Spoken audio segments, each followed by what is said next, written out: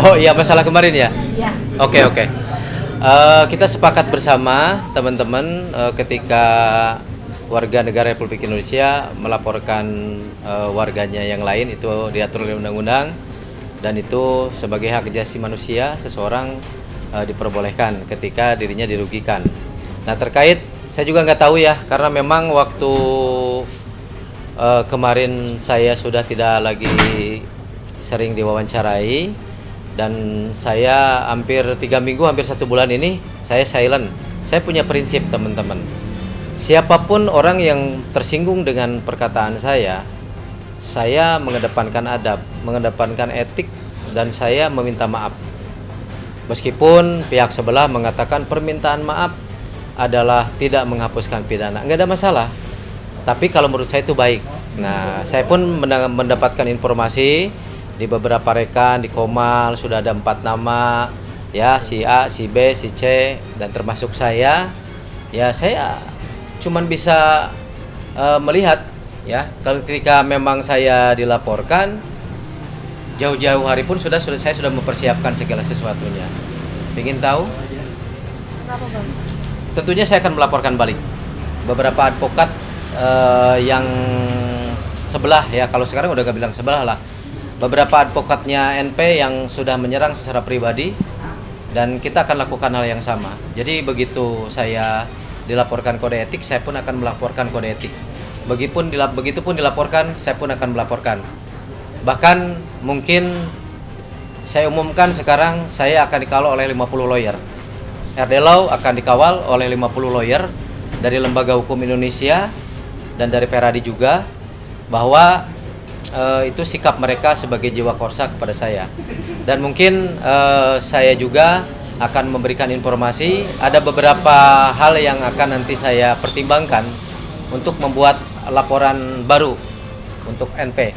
Seandainya nanti saya yang beritikat baik untuk mengajak tabayun, sedikit saya menyinggung perasaan, saya meminta maaf, ya. Jadi kemarin saya juga santer ada pembicaraan bahwa katanya saya menelepon mantan karyawannya, dan di situ saya dituduh akan memberikan imbalan segala macam. Yang pasti yang sudah jelas mereka minta nominal.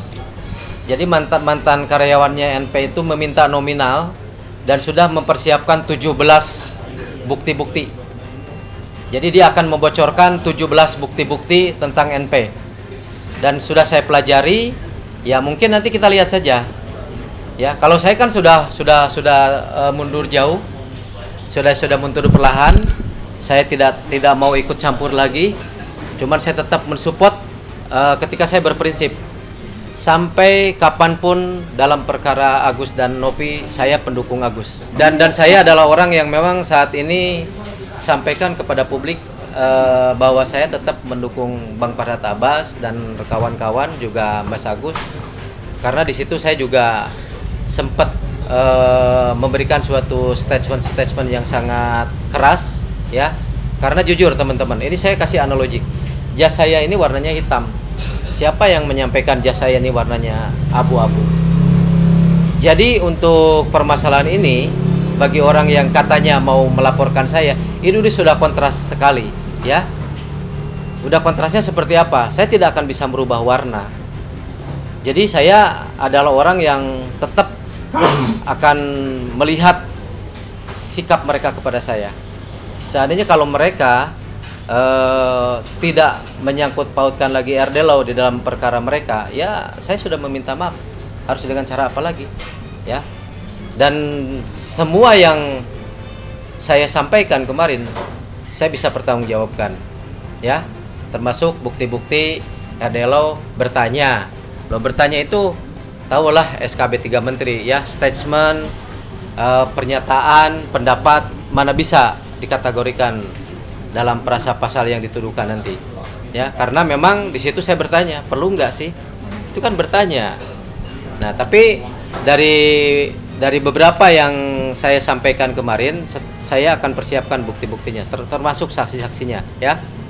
Dari mulai tentang narkoboy, dari mulai tentang mobil Alphard, dan hari ini korbannya sudah membuat surat kuasa kepada salah satu lawyer nasional juga, dan mungkin lusa akan di press conference yang memiliki penyampaian yang benar ketika diplesetkan sehingga publik opini yang salah begini lah. Masalah-masalah itu kan jelas, kunci mobil dengan STNK aslinya ada dan saya salah satu lawyernya ada. Terus masalah identitas ganda, ya, masalah ABCD segala macam sampai ada yang melaporkan ABCD udah ada di saya semuanya. Ya, jadi kalau misalkan nanti saya dicolek, saya akan siapkan 50 lawyer dan kita juga akan melakukan hal yang sama. Ya, maksud saya begini, dari awal itu saya ingin masalah ini tidak sampai rame karena saya sudah bikin rame. Saya minta maaf. Nah, setelah minta maaf, ternyata makin blunder ke sana sini. Nama Denny Sumargo keseret, ya kan? Nama ini keseret, apalagi Pablo Benua keseret, Bang Jainuddin keseret, semuanya banyak yang keseret dalam kasus ini. Makanya saya sudah tidak layak ada di kasus ini. Ya saya mundur. Ya, mundur bukan berarti saya tidak membela Agus, ya. Tapi saya semogakan ketika saya nanti bisa membela Agus, saya tetap pegang komitmen dan saya selama jadi seorang advokat tidak pernah satupun pendapat hukum saya miss. Jadi saya tetap akan memperjuangkan hak-hak saya ketika ada sesuatu hal yang terjadi kepada saya. Apalagi katanya sudah ada mengantongi 4 nama, ya. Saya dalam hal apapun sudah tidak ada urusan lagi dengan perkara mereka. Meskipun saya sudah bukan lawyernya Agus menurut perspektif publik, tapi saya berkomunikasi baik dengan Bang Farhad Abbas. Dan saya dengar saya belum dikeluarkan. Saya masih jadi lawyernya Agus. Cuman saya kemarin sedikit memberikan suatu kondusivitas. Jangan sampai ada permasalahan-permasalahan lagi muncul sehingga dampaknya makin ramai. Tapi kalau misalkan pihak sebelah NP mau bikin ramai, yuk kita bikin ramai aja. Jadi buktikan di pengadilan kalau RD Law ini benar atau salah. Saya ini penjahat atau orang baik, nggak masalah, silakan. Jadi bahasa saya sudah saya tidak akan tarik. Siapapun orang yang colek saya satu kali, saya colek 100.000 kali bila perlu, ya. Orang tonjok saya satu kali, saya tonjok 1000 kali, nggak ada urusan bagi saya. Saya juga harus melawan. Saya punya harga diri. Ya jangan sampai bahasa tonjok itu diasumsikan ribut lagi kayak hajar kan gitu. Ya itu sebuah analogik. Jadi yang saya pahami saat ini saya sudah menjauh dan ternyata masih terbawa-bawa, tapi nggak apa-apa. Kita harus komitmen. Kita sebagai laki-laki, sebagai seorang advokat, jangan pernah takut melaut kalau Anda takut tenggelam. Jangan menjadi seorang penegak hukum. Kalau tidak mau berurusan dengan hukum, ya jangan menjadi seorang advokat. Jadi gini ya, bagi saya permasalahan ini sebetulnya dari awal saya sampaikan peperangannya nggak imbang. Jadi angin itu kesana semuanya.